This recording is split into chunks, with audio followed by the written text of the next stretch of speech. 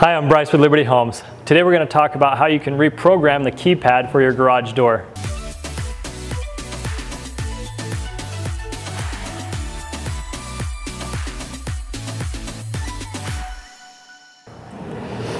So first, it should have some instructions here to help walk you through it. If that's not there, then what you're going to want to do is come to the back of your garage door opener, get a ladder or something to stand on if you can't reach it, pop down the cover. Depending on the style of garage door opener you have, it may be different than this.